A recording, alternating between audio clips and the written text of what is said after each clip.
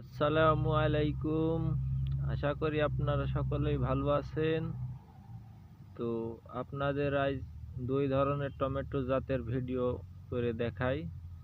কিছু পার্থক্য আছে, সেই পার্থক্যগুলো ভিডিওর ভিতরে বলবো, আপনারা মনোযোগ দিয়ে শুনবেন। তো এই যে টমেটোগুলো দেখছেন, এটা হলো সাওয়ার কিং, ইয়ার মালিক সিডসের সাওয়ার কিং টমেটো। আর পাশাপাশি আমি বাহুবলী নিয়ে গেছি, ওটাও ইয়ার মালিক সিডসের। তো এখানে একটা ব্যাপার হলো, আমার একসাথেই নাগানো।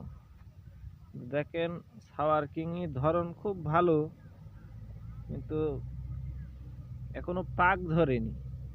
টমেটোগুলো এখনো পাকেনি, কি বলে রং আসছে, পাকবে আর কি, এরকম অবস্থায়। তো এই পাশেও দেখাই, এই জায়গাটায় গাছের রোগ নিয়ে গেল, যার কারণে তুলে ফেলেছি। এই যে খুব সুন্দর ধরন, সাওয়ার কিং টমেটোয় অত্যন্ত ধরন। এক ঝুঁকায় কতগুলো টমেটো, এক ঝুঁকায়।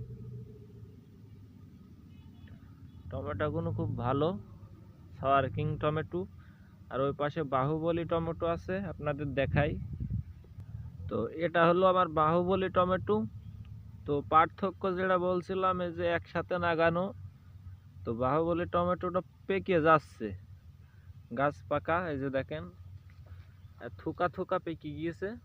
কয়েকবার আমি তুলেছি, 3-4 বার তুলেছি পাকা টমেটো। তো বাহুবলী টমেটোটা সাওয়ার কিং ছাড়া আগে পাকছে, এই কারণেই বললাম যে পার্থক্য। দেখেন কতগুলো টমেটো পেকে আছে, 3-4 বার তুলেছি টমেটো, একদিন পর পর তুলি পাকা টমেটো। তো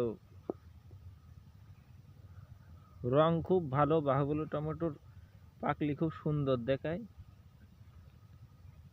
আর সাওয়ার কিং টমেটো এখনো পাক আসেনি, তো বাহুবলী টমেটো অনেক পেকেছে গাছে।